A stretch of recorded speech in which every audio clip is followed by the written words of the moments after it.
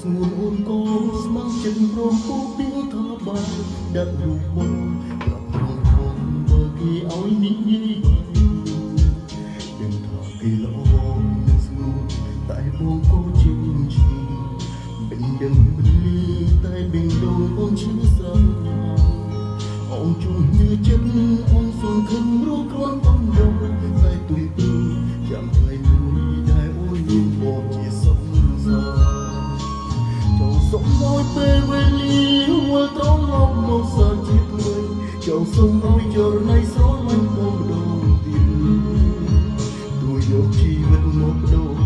សូមត្រឹមតែគុំឲ្យគ្មានសូមម្ដងទៀតស្រលាញ់គ្នាដូចដើមបានទៅបងភ្លេចតែឈឺចាំណាបងភ្លេចនៅអូនស្នេហ៍គេដឹងថាចាញ់គេតែបងអង្វរវាសួនបងភ្លេចហូបទឹកភ្នែកណាអូនគុំសំឡេងរូបបងនឹងព្រមយ៉ាងណាក៏យើងធ្លាប់ជាសង្សារ